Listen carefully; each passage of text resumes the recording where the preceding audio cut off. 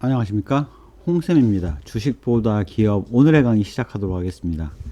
저번 시간에 재무비율 분석에서 손익관계 중심의 비율 분석을 말씀을 드렸는데요. 시중에 나와 있는 책하고는 해석 방법이 달랐다는 것들을 많이 느끼셨을 겁니다. 그 다음에 이제 재무비율 분석 두 번째 파트로서 이제 성장성이라든가 아니면 자본 관계 비율, 주로 이제 대차대표 안에, 재무상태표 안에 있는 항목들을 가지고 나눠서 보는 건데요. 이런 것들을 보실 때도 저번 시간처럼 그 의미를 한번 생각을 해보셔야 됩니다. 왜 이걸 볼까? 뭐 예를 들자면 이런 거죠. 증가율, 뭐 총자산 증가율, 유형자산 증가율, 유동자산 증가율, 재고자산 증가율, 자기자본 증가율, 매출액 증가율 같은 것들이 의미하는 바를 생각해 보셔야 되는데요. 총자산이라는 거에 증가율이 의미하는 바가 뭔지 일단 계산하는 방법은 이렇습니다. 이 금년도의 총자산, 즉 자산 총액을 전년도의 자산 총액으로 나눠서 1을 빼면 뭐 0. 얼마 하고 나오는데 거기다 100을 곱하면 이제 퍼센테이지가 되는 거죠. 주로 이제 퍼센테이지로 표기를 많이 해요. 성장성에 같은 경우는. 자, 그러면 생각해 보시죠. 총자산이 늘었다. 그 얘기는 말하자면 전년 대비 투입된 타인 자본과 자기 자본 대비 금년의 타인 자본과 자기 자본의 상태가 늘었다라는 것들을 의미합니다. 즉 남의 재산을 썼든 자기 재산을 썼든 좌우간 재산이 얼마나 늘었느냐라는 거에 그 증가된 액수를 의미하는 게 바로 총자산 증가율이라고 볼 수가 있죠.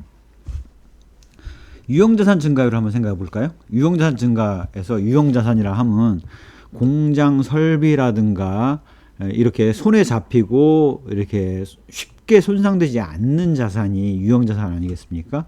물론 이제 감가상각을 한 이후기 때문에 기회비용을 제거하고도 유형자산이 늘었다 하면 좌우간 시설 투자가 늘면서 뭔가 생산 기반들이 확장되어 나가고 있다라는 것들을 의미할 수가 있겠죠.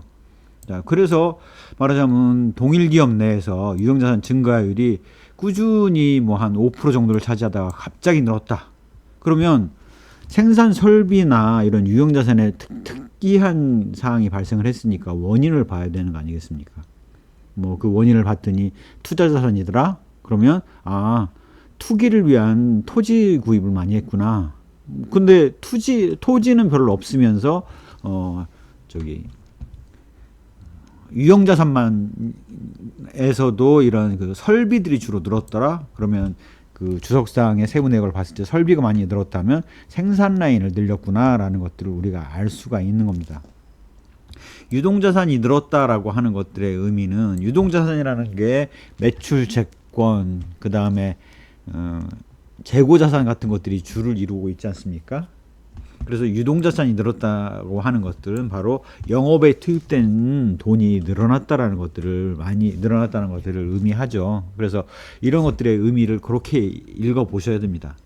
재고자산이 늘었다라는 것은 재고자산이 의미하는 바는 지금 생산 내지는 판매를 위해서 투입되어서 지금 공정 중에 있는 자산이 재고자산 아니겠습니까? 창고에 있는 자산. 그게 많이 늘었다고 할 때는 재고자산이 허수가 아닌지, 아니면 재고자산이 그렇게 늘었을 때는 뭔가 이유가 있을 거 아니겠습니까? 예를 들어서 제품 재고가 많이 늘었다, 그런 얘기는 그 얘기는 만들어 놓은 제품이 잘 안 팔리는 거 아니야?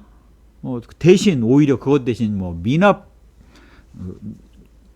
그 미수 원재료가 많이 늘었다, 그 얘기는 현재 사뒀는데 지금 이제 옮겨서 오고 있는 중인 그 재료가 늘었구나, 이런 것들을 우리가 파악해 볼 수 있다라는 겁니다. 또한 자기자본의 증가율을 본다 하면, 자기자본이라는 게 결국은 주주가 가져가야 될 재산을 합리적으로 추정한 값이 자기자본이지 않습니까? 그러면 그런 자기자본이 늘었다는 얘기는 주주의 이익분이, 주주의 부가 증가분이 이만큼 늘었다라는 것들을 의미하는 게 되는 거죠.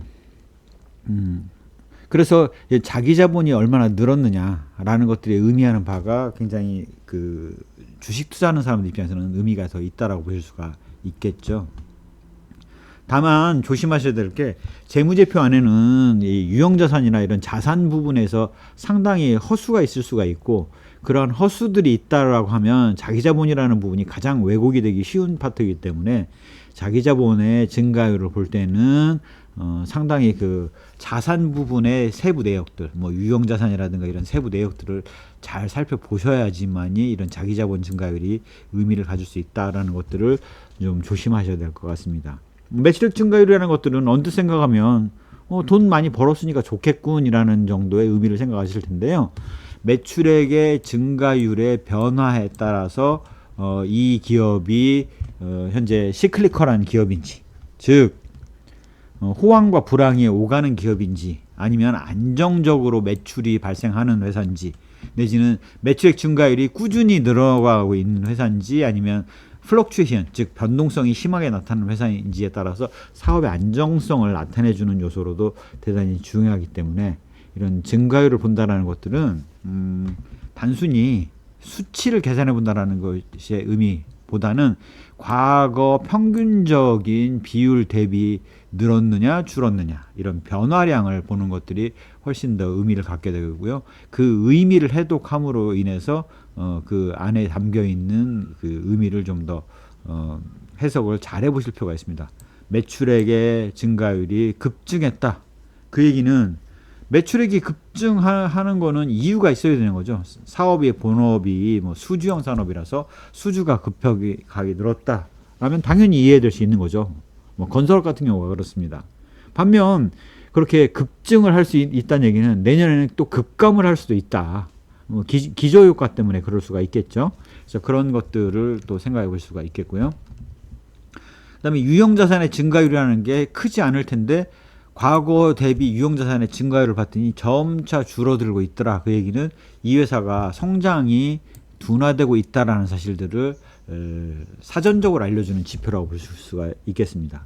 앞으로 돈을 잘 벌 거냐 못 벌 거냐는 결국 설비 투자한 결과에 그 공장을 돌려서 돈을 벌어야 될 텐데 그런 것들의 선행 지표에 해당되는 것이 바로 이런 유형자산 증가율에 해당된다라는 거라서 이게 단순히 뭐 전년 대비 늘어난 정도라는 거에 의미로 해석을 하시면 그건 기계적인 해석에 불과하고요. 각각의 이런 재무 지표가 갖고 있는 의미, 그것이 증가했다 하면 어떤 의미를 갖고 있는지를 재해석을 해보셔야지 될 것 같습니다. 그래서 의외로 이런 제 엑셀에서 이렇게 보시면 재무제표 항목에서 보면 이렇게 증가율들을 많이 보고 있어요. 운전자본이 자산에서 차지하는 비율, 유형자산이 자산에서 차지하는 비율이 지금 삼성전자의 경우인데 어느 정도를 차지하나 라고 봤을 때 과거 37%에서 41%까지 늘었다가 지금 오히려 39.9% 정도까지 줄었다가 지금 42%로 늘었죠. 그 얘기는 여기 39.9%에서 42.0% 늘었을 때는 뭔가 달라진 요소가 있을 거 아니겠습니까? 뭐 그런 부분들을 볼 수가 있는 거고요. 그다음에 유형자산 증가율을 봐서 과거 대비 꾸준히 안정적으로 증가를 하고 있는 데냐 아니냐.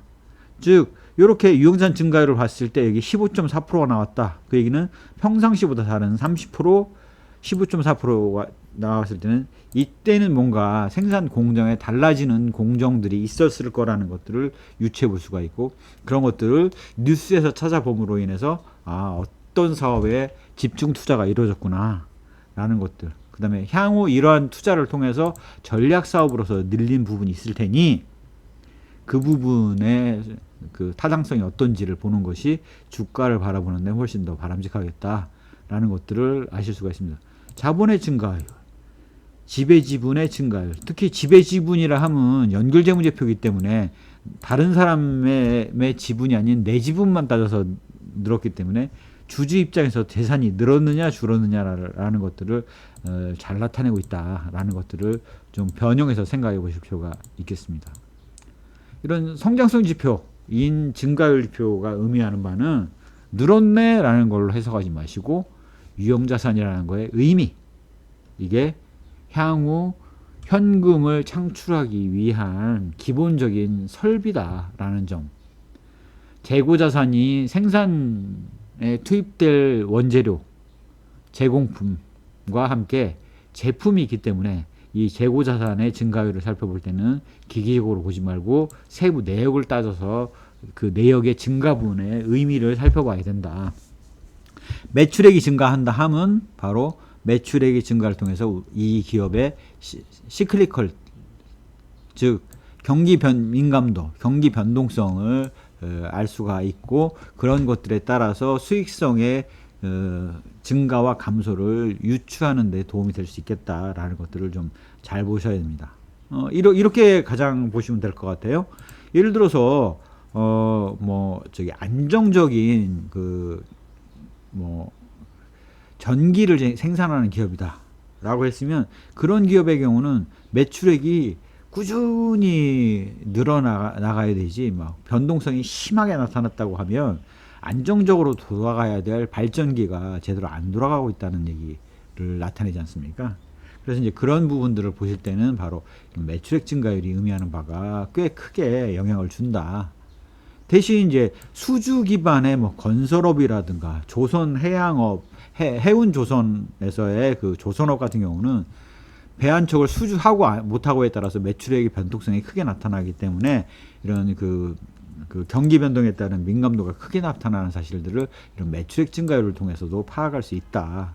그래서 산업의 속성, 영위하는 사업의 속성들과 같이 매칭해서 이런 증가율, 재무비율의 의미를 살펴봐야지, 단지 늘었다 줄었다라는 것들은 별 의미가 없다. 오히려 그 의미들을 잘 파악해서 이거는 많이 바뀌면 문제가 있는 건데, 내지는 이거는 꾸준히 안정적으로 늘어야 되는데 와 같은 것들, 그 다음에 어디에 이상치가 있는지, 그때 이상치가 있다면 왜 그런 이상치가 생겼는지의 원인 파악하기 위한 중요 그 지표로서 파악할 때 이런 증가율들이 의미를 더 많이 갖는다라는 것들을 좀 염두에 두시면 도움이 될 것 같습니다. 그래서 생각보다는 이런 성장성 비율이 이런 그 민감도가 높기 때문에 지표의 그 특성들을 잘 눈에 띄게 드러내는 경우가 많아요. 그 다음에 자산 자본 관계 비율인데요. 자기 자본 비율이라는 것들의 의미는 전체 자산이라는 것이 그거지 않습니까? 타인 자본 플러스 자기 자본. 그 중에서 자기 자본이 얼마나 차지하느냐. 즉, 투입된 재산에서 내 재산이 차지하는 비중이 높으냐 낮으냐를 얼마나 차지하고 있느냐라는 걸 나타내는 게 자기 자본 비율이 되겠고요. 유동 비율이라는 것은 유동 자산, 즉 1년 안에 현금화될 자산과 유동 부채라는 게 1년 안에 지급해야 될 부채지 않습니까? 즉 유동 비율을 보는 거의 의미는 내가 1년 안에 갚아야 될 돈을 1년 안에 들어올 돈으로 얼마나 충당이 가능하겠느냐라는 것들을 바라보는 지표다라는 것들을 좀 이해를 하셔야 될 것 같아요. 그래서 이제 유동자산을 보는데, 우리가 이제 유동자산 안에는 매출 채권하고 재고자산이 있기 때문에 그게 바로 현금화가 좀 잘 안 되지 않습니까? 그러면 유동부채를 얼마나 빠르게 지급할 수 있느냐라는 걸 볼 때는 유동비율보다는 더 근원적으로 바로 즉시 현금화할 수 있는 것들을 살펴보게 되겠죠. 그래서 당좌자산, 즉 아주 작은 금액의 손실을 보면서 현금화가 바로 할 수 있는 자산이 당좌자산이라고 볼 수 있겠죠. 현금 및 현금성 자산과 3개월 이내 만기 도래하는 그런 그 단기 투자 자산 같은 경우가 당좌자산에 들어가지 않습니까? 그래서 유동부채 대비 몇 프로냐라는 걸 본다 하면, 당장 문제가 발생했을 때 유동부채를 현재 들고 있는 현금과 금방 현금화할 수 있는 자산을 가지고 얼마나 충당할 수 있느냐, 즉 유동성 위기에 얼마나 빠질 수 있겠냐라는 그런 가능성들을 나타내 줄 수가 있겠고요. 당좌자산 자체도 현금화하는데 손실을 봐야 되지 않습니까? 더 강력하게 강조해서 보는 것들은 이런 것이겠죠. 유동부채를 내가 들고 있는 현금 및 현금성 자산, 즉 예금과 그 다음에 단기 투자 자산을 가지고, 즉시 현금화할 수 있는 자산을 가지고 얼마나 커버할 수 있느냐. 이게 100%가 넘는다. 그러면 당연히 유동부채를 지금 돌아왔을 때 내가 급하면 예금에서 꺼내다가 끌 수 있다는 얘기가 되지 않습니까? 그래서 그만큼 100%가 넘는다라는 것들은 현금 유동성이 높다라는 거고, 내가 별로 유동부채에 대해서 신경을 안 써도 되겠다라는 것들을 의미하는 거죠. 또한 이제 대신 이제 비유동 비율 같은 것들을 볼 수가 있는데요. 비유동 비율이라는 거는 비유동 자산을 자기 자본으로 얼마나 충당 가능하냐. 즉 비유동 자산이라는 게 대개는 현금화가 쉽지 않은 자산이지 않습니까? 유사시에도 그거는 팔기가 어렵다고요. 즉 그렇게 팔기가 어렵고 장기 보유해야 되는 자산이 있다면 그 자산 중에서 내 돈으로 얼마나 커버하고 있느냐, 얼마나 내 돈으로 충당을 하고 있느냐, 즉 남의 돈을 안 썼기 때문에 갚지 않아도 되는 돈이 었습니까? 그래서 그런 것들이 바로 그 기업의 건전성과 유동성에 대한 안전도를 나타내주고 있다라는 것들을 알 수가 있습니다. 이제 부채 비율 같은 경우는 이런 거죠. 부채라는 게 이자부 부채와 영업부채와 기타 부채 등으로 나눠서 볼 수가 있겠죠. 이자부 부채, 영업부채 같은 경우는 부실이 발생해도 금융부채에 우선해서 받도록 돼 있죠. 그래서 진성어음이라고 하는 것들 있지 않습니까? 그런 것들은 먼저 줘야 돼요. 그 다음에 이제 금융부채가 가져가는데요. 금융기관이 빌려준 차입금 같은 것들이죠. 이제 그런 것들의 부채들이 있다라면 유사시에 그런 그 진성어음과 같은 영업에 필요한 부채와 이자를 지급하는 차입금성 부채를 내 돈으로 얼마나 충당할 수 있겠냐. 즉 유사시에 이러한 것들을 100% 이상 100% 다 내 돈으로 충당할 수 있다 그러면 부채 비율이 100% 이내가 되는 거죠. 그렇지만 이제 그렇게 되면 그만큼 그렇게 꼭 필요하지 않은 돈을 자기 자본으로 많이 들고 있다라고 하면 돈의 그 사용의 효율성이 떨어질 수 있다라는 것들을 생각해 볼 수 있기 때문에 부채 비율이 너무 과도하게 높은 것도 안 좋고 또 과도하게 낮은 것도 안 좋습니다. 과거 외환위기 때 외국계에서 이제 구조조정을 해라, 그러니까 산업별로 이 부채 비율을 400% 이내로 다 유지를 해라 라고 하니까 난리가 났었죠. 이렇게 이제 자기 자본을 많이 갖고 있고 그 설비 투자가 많이 이루어지지 않는 기업의 경우는 부채가 상대적으로 작기 때문에 또 자기 자본이 또 크지 않습니까? 그래서 부채 비율 400%가 별 대단한 게 아니었는데, 이제 건설업처럼 자기 자본은 별로 없고 부채로 모든 걸 이뤄 나가던 그 당시에 건설업들이 난리가 났었습니다. 그래서 엄청 힘들게 구조조정을 했던 기억이 나는데요. 그래서 그런 것들은 바로 이런 부채 비율의 효과다.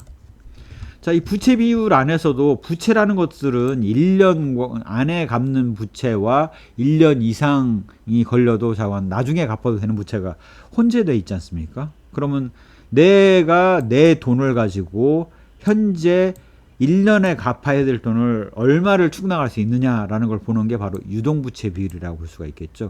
유동부채라는 게 영업용 부채가 됐든 아니면 금융기관에 지급해야 되는 이자부 부채가 됐든 1년 안에 갚아야 되는 부채가 있다면 그 돈을 자기 자본으로 당장 필요한 돈을 내 돈으로 얼마나 커버할 수 있느냐라는 걸 나타내기 때문에 유동부채 비율이 100% 이내다라고 봤을 때는 유동성에 큰 문제가 별로 없겠다라는 사실들을 우리가 유추해서 알 수가 있습니다. 또한 비유동부채 비율 같은 것들이 있는데요. 비유동부채라는 게 가장 대표적인 게 이제 비유동부채인데, 그게 자기 자본 대비 얼마를 차지하느냐가 궁극적으로 유동부채와 유동자산이 상계 처리돼서 이제 나간다라고 비슷하게 간다라고 봤을 때는 결국 비유동부채와 를 많이 자기 자본으로 커버를 하면 된다라는 의미가 되기 때문에 비유동부채 비율이 의미하는 바는 그러한 수준을 바라보는 것이다 라는 것이 되겠습니다. 그래서 숫자를 내보는 것에 의미를 이룰 때는 각 지표를 뭘로 충당할 수 있느냐, 유동부채를 자기 자본으로 얼마나 충당할 수 있느냐, 비유동부채를 자기 자본으로 얼마나 충당할 수 있느냐라는 것들을 보는 거기 때문에 이런 부채 비율 계열의 것들은 이 기업의 안전도를 나타내는 지표 중에 하나다라는 것들을 알 수가 있겠습니다. 이건 비유동 장기 적합률인데요. 이런 것들은 이렇게 보시면 될 것 같아요. 비유동 자산, 즉 공장이라든가 사옥이라든가 이런 것처럼 쉽게 팔거나 할 수 없는 그 자산들을 비유동 자산이라고 하지 않습니까? 1년 안에 팔기 어려운 자산. 이런 것들이 있다면 적어도 이런 자산의 경우는 단기적인 자금으로 조달을 했을 때는 자금 미스매치가 날 확률이 있기 때문에 자기 자본이나 아니면 장기 부채로, 장기성 부채로 조달을 해서 하는 게 좋겠다라는 거고, 그러한 수준을 나타내는 게 바로 비유동 장기 적합률이라고 볼 수가 있겠죠. 예를 들어서 자기 자본하고 비유동 부채를 가지고 비유동 자산을 100% 커버를 할 수 있다. 그렇다면 이 기업은 아마 단기적으로 그 기업이 운영돼서 돌아가는 데는 큰 문제가 없을 확률이 높다라고 우리가 보실 수가 있겠습니다. 이렇게 자산 자본 관계 비율이라는 것들은 주로 이제 금융기관 입장에서 이 기업이 얼마나 안전한지, 이 기업에다 추가적으로 자금 대출을 해줘도 되겠는지를 판단하는 지표들로 주로 이루어져 있다. 안전성, 신용도를 살펴보는 중요한 지표들로 위주로 돼 있다. 다만 저번 손익관계 비율에서도 설명드렸다시피 절대 비율 자체가 의미 있는 게 아니라 절대 금액을 보는데 그게 과연 과도한지 적은 건지, 늘어난 부분이 적당한 건지 아닌지를 판단하는 보조지표로서 이런 재무 비율들이 의미가 있는 거지, 이걸 가지고 뭐 이거는 얼마를 넘어야지 뭐 뭘 할 수 있고 라는 식의 이런 판단지표로 사용하는 것들은 문제가 있다 라는 것들은 이미 말씀을 드렸죠. 그 다음에 매출채권 대 매입채무인데요. 매출채권하고 매입채무를 해봤어요. 대개 이제 기업들이 운영을 할 때는 매출을 하고 그 돈이 회수가 되면 그 회수된 돈에서 지급해야 될 돈들을 지급하는 경우가 대다수입니다. 즉 매출채권이 매입채무보다 많은 경우가 일반적이죠. 그런데 그래서 매출채권이 매입채무보다 뭐 많아서 100%가 넘는다. 그랬을 때는 이 회사는 매출처에서 돈을 회수해 가지고 그 돈을 갖다가 매입처에다가 지급하면 되는 거겠구나라고 당장의 그 자금 운용과 회사 공장을 돌리는데 원재료를 조달하고 하는 것들에 어려움이 없겠구나라는 사실들을 우리가 알 수가 있겠고요. 순운전자본 대 총자본은 유동자산에서 유동부채를 뺀 게 순운전자본이죠. 즉 워킹 캐피탈이라고 얘기를 하는데, 영업을 돌리는데 당장 필요해서 3개월 안에 유동자산 안에는 매출채권과 재고자산이 있지 않습니까? 그게 다 생산 공정에 제품을 만들어서 보유하고 있고 판매를 위해서 필요한 자산들이 들어가 있는 거잖아요. 그래서 유동부채의 대부분은 매입채무와 단기 차입금이 되겠죠. 그래서 차입금들을 가지고 필요한 그 유동자산으로 충당을 하고, 그것이 차액이 있다면 그거를 유사시에 내 총자본으로 어떻게 충당할 수 있겠냐라는 것들을 나타내는 것이 매출채권 대 매입채무라고 보실 수가 있겠습니다. 제가 이제 차입금 의존도를 설명을 안 드렸는데요. 차입금 의존도는 전체 자산에서, 즉 내가 들고 있는 총 재산에서 금융부채, 이자를 지급해야 되는 부채가 차지하는 비중이 얼마나 높으냐 이겁니다. 즉 금융기관으로부터 돈을 얼마나 빌리고 있느냐. 금융기관은 이제 회사채 시장과 같은 자본시장을 포함해서입니다. 그래서 금융기관이나 그 자본시장에서 얼마나 돈을 빌리고 있냐를 나타내는 것이 바로 차입금 의존도가 되겠고요. 뭐 이거는 당연히 확장해서 보면 내가 전체 자산에서 1년 안에 갚아야 될 금융부채가 차지하는 비중이 얼마냐, 이거는 바로 단기 차입금 의존도가 되겠죠. 차입금 대 매출액이라는 거는 차입금이 하고 매출액을 비교한 걸로 알 수가 있는데요. 매출액이라는 게 바로 영업활동에 필요한 그 지표지 않습니까? 그럼 영업에 필요한 그 자금에서 차입금이 얼마를 기여하고 있느냐라는 걸 나타낸 게 바로 차입금 대 매출액의 비율이라고 보실 수가 있겠습니다. 이런 것들을 봤을 때 재무 상태표에서 보는 비율들이 이런 의미가 있구나라는 것들을 아실 수가 있겠죠. 자산 자본 회전율 같은 것들은 이제 이렇게 보실 수가 있는데요. 회전율이라는 것은 매출액 대 무엇이 됩니다. 그러니까 매출액 대 총자산, 매출액 대 자기자본, 매출액 대 자본금, 매출액 대 비유동자산, 매출액 대 유형자산, 매출액 대 재고자산, 매출액 대 상품 제품, 매출액 대 매출채권, 매출액 대 매입채무, 매출액 대 경영자산, 이렇게 나눠보는 것이 이제 그 회전율의 의미라고 볼 수가 있습니다. 즉 회전율 하면 이렇게 직관적으로 와닿지 않으실까요? 부채 비율하면 남의 돈을 내 돈으로 유사시에 얼마나 끌 수 있냐라는 걸 보는 거니까 신용도에 관련된 비율이겠구나라는 것도 알 수가 있겠고, 차입금을 전도하면 총 자산에서 갚아야 될 차무가 총 얼마가 되는지, 금융기관으로부터 빌린 돈이 얼마가 되는지를 주로 보는 지표라서 안정성 지표라는 걸 알겠는데, 회전율이 의미하는 바가 무엇일까라는 것들을 생각을 해보시면 직관적으로 와닿지는 않으실 거예요. 그래서 두 기업을 아마 비교하는 걸로 생각해 보시면 될 것 같아요. 그러니까 총자산이라는 게 타인 자본과 자기 자본을 들여서 지금 현재 투입되어 있는 재산이지 않습니까?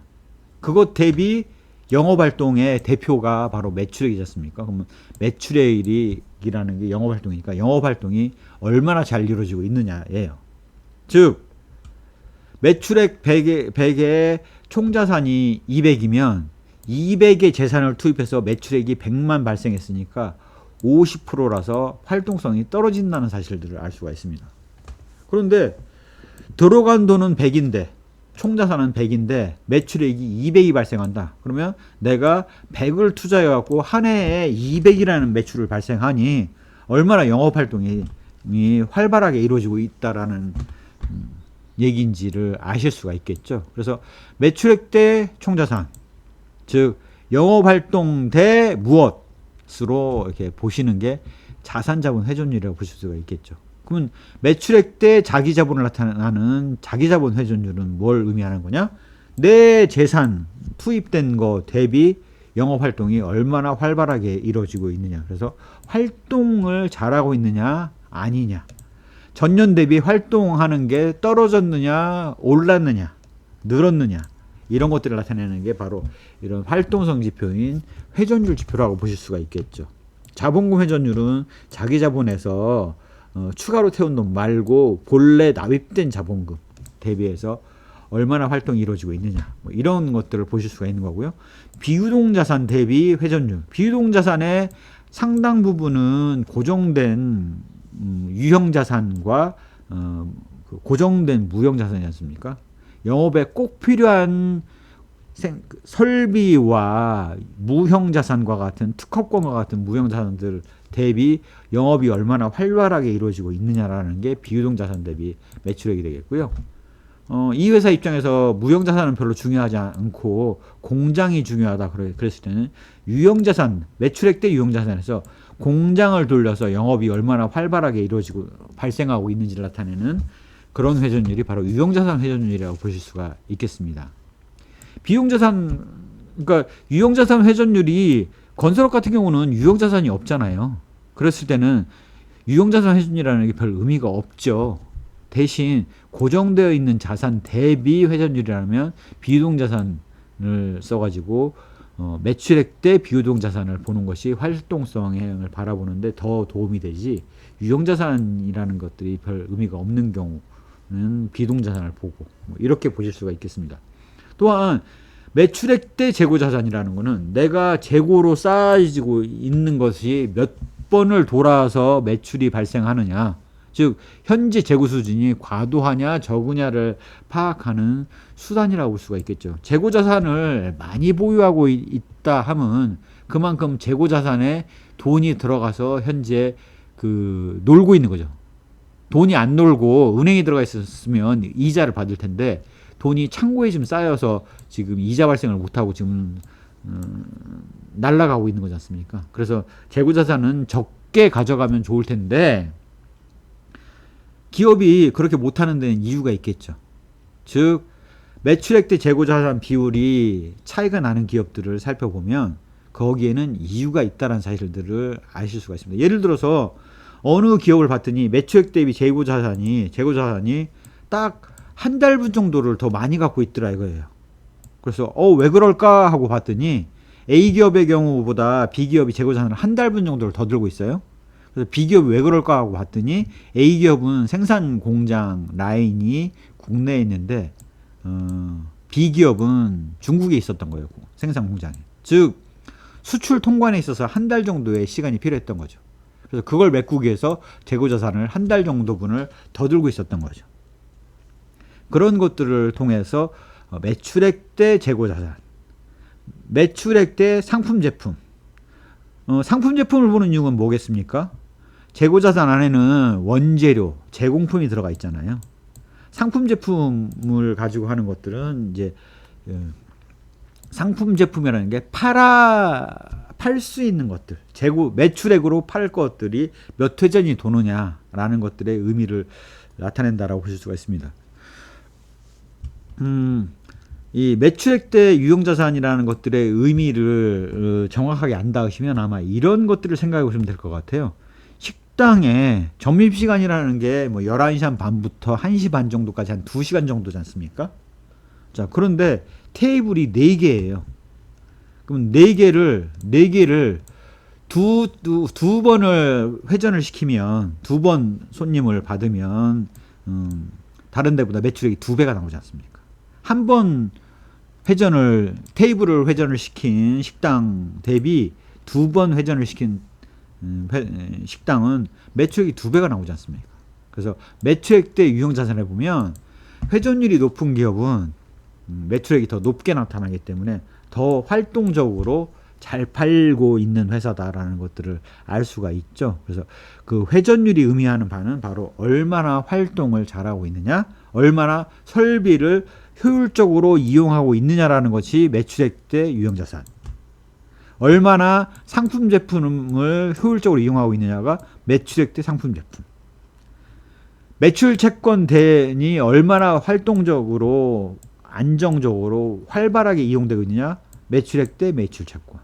매입 채무가 얼마나 원활하게 조달되고 있냐, 매출액 대 매입 채무. 이렇게 바라보는 것이다. 또 총자산 중에는 현재 공장 운영에, 그 설비 운영에 투입되지 못한 자산이 있을 수가 있잖아요. 현재 짓고 있는 자산은 공장을 운영을 못하고 있지 않습니까? 그래서 건설 중인 자산 빼고, 투자 자산은 이 영업에 들어가는 자산이 아니고 나중에 값이 오를 거를 대비해서 들고 있는 자산이잖아요. 그래서 영업에 투입된 자산이라는 거의 의미는 총자산에서 건설 중인 자산 빼고 투자 자산을 빼고 나머지는 다 영업에 투입되고 있는 거죠. 운전자금을 통해서 투입이 되든 유형자산을 통해서 투입이 되든 그렇지 않겠습니까? 그래서 경영자산이라는 거는 총자산에서 건설 중인 자산을 빼고 투자자산을 뺀 자산을 경영자산 해가지고 비교해서 매출액 대비 그 활동성을 바라보는 경우가 있죠.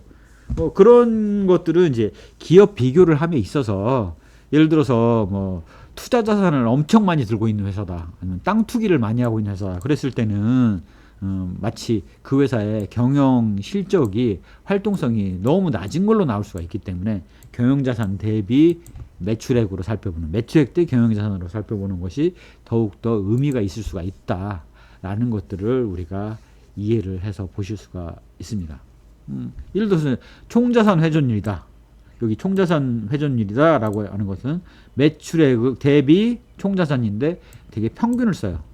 매출액은 손익계산 항목이고, 손익계산 항목은 연초 대비 연말의 성과지 않습니까?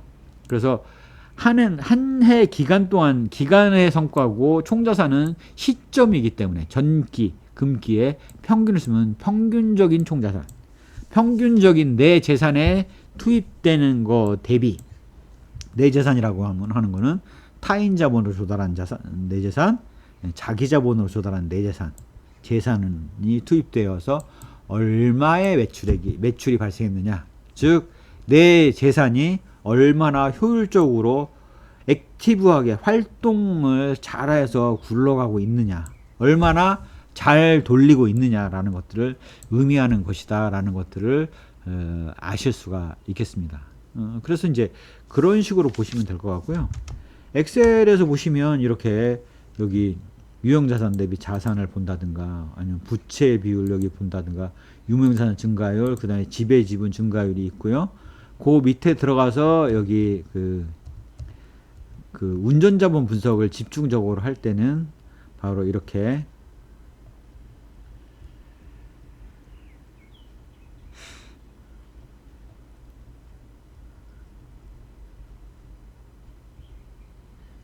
매출 채권 대비 매출액, 재고자산 대비 매출액에서 매출액이 과연 과도한지 아닌지 이런 것들을 이 회전기간 같은 것들로 변환해서 살펴봄으로써 바게닝 파워를 보기도 하고요. 이렇게 매출액이 과도한지, 매출 채권이 과도한지, 재고자산이 과도해서 뭔가 문제가 발생하지 않았는지, 매입 채무가 과도해서 뭔가 문제가 발생하지 않았는지를 살펴보는데 이런 비율들을 사용하는 것이다. 즉 매출 채권이 증가했다 하면 매출 채권이라는 거는 누구든지 돈을 내가 지금 그 제품을 납품을 했으면 돈을 바로 돌려받고 싶지 않습니까? 그런데 지금 바로 못 받는 거예요. 왜? 바게닝 파워가 떨어지니까. 즉 요때 바게닝 파워가 제일 낮았죠. 그랬다가 2022년도에 바게닝 파워가 높아졌어요. 그 얘기는 뭐냐면 이때가 말하자면 업체들이 한테 그 삼성전자에서 쫓아가서 제발 우리 거 좀 사주세요라고 사정하는 입장이었다라는 거고, 이때는 와서 서로 달라고 하는 입장이었다라는 사실들을 우리가 유추해보서 알 수가 있는 거죠. 하지만 삼성전자는 매출 채권 대비 매입 채무의 그 비율은 굉장히 낮게 가져가고 있습니다. 15일, 17일밖에 안 돼요. 그렇게 하면 그렇게 생각을 하시죠? 아니 그러면 매입 채무 이렇게 되는 거는 삼성전자가 바게닝 파워가 떨어지는 겁니까? 라고 생각을 하실 텐데요. 그거는 조금 더 생각을 더 해보셔야 돼요. 삼성전자가 바게닝 파워가 떨어지는 게 아니고요. 삼성전자는 현재 부채 비율이 낮기 때문에 현금 및 현금성 자산 가지고 이 매입 채무 끄는 거는 별 문제가 안 되거든요. 그러면 왜 이렇게 낮은 기간을 가져가는 겁니까? 현찰 지원을 하고 납품 단가를 후려치는 거를 하는 거죠. 그래서 이렇게 할 수 있는 것들의 근간은 무엇에서 해석이 되느냐? 바로 여기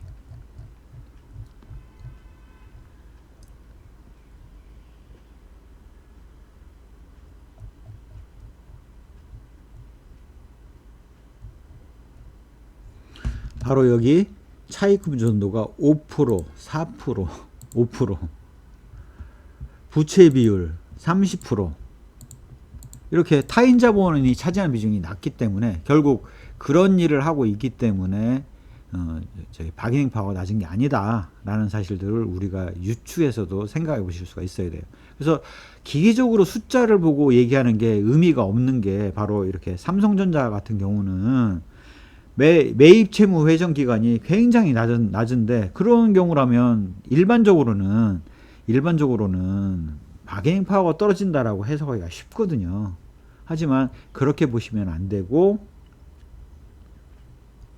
그런 것들을 잘 보시기 위해서는 그렇게 매입 채무 회전 기간이 떨어진다 이런 것들을 그렇게 기계적으로 보지 마시고, 얘네들은 현금 여유가 있다 보니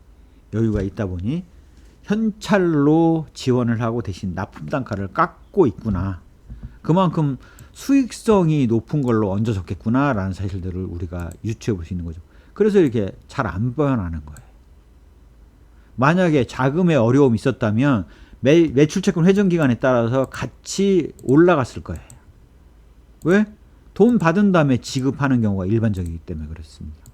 그래서 이런 괴리가 발생한다는 얘기는 여기 매입채무 회전기간은 매입 채무의 지급 기준이 매출 채권과 연동되지 않았다는 사실들을 우리가 이 숫자를 가지고 알 수가 있고, 그 얘기는 삼성전자는 그러면 관계없이 돈을 지급하고 있구나, 현찰로. 그 얘기는 그렇게 할 수 있는 기업이라면 당연히 납품 단가를 현찰로 주기 때문에 단가를 후려썼을 거다라는 사실들을 우리가 알 수 있는 거죠. 재고자산도 보시면 이때 많이 늘었죠. 점차 늘고 있죠. 왕창 늘었습니다. 그래서 이거 재고 자산이 늘고 있는 것이 이게 잘 안 팔리는 거 아니야 앞으로? 그런 문제점들을 우리가 여기 재고 자산 회전 기간을 통해서 알 수 있는 거죠. 이런 것들이 바로 여기 바로 회전율 지표를 통해서 우리가 알 수 있는 겁니다. 그래서 그런 것들의 수치들을 통해서 우리가 읽어봐야지 그 의미를 아는 거지. 기계적으로 뭐 몇 프로 이상은 좋은 기업, 몇 프로 이하는 나쁜 기업이라고 기계적으로 해석하시면 그런 경우는 무조건 오류가 발생한다. 당장 방금 보셨던 삼성전자 사례를 보셔도 바로 매입 채무가 현찰로 줘야 되는 게 많은 걸로 보여서 마치 외견상으로는 박인행 파워가 없는 걸로 보이지만 실상은 워낙 강력한 박인행 파워를 갖고 있고 현금의 여유도 있다 보니까 단가 인하를 통해서 수익성을 높여나가고 있구나라는 것들을 우리가 유추해 볼 수 있는 거죠. 그래서 그런 것들을 이렇게 보셔야지 그 의미가 제대로 읽히지, 안 그러고 이렇게 기계적으로 뭐 자기 자본 비율 몇 프로면 뭐 몇 점 이렇게 기계적으로 해석하시는 것들은 굉장히 문제가 있다라는 것들을 말씀을 드리겠습니다.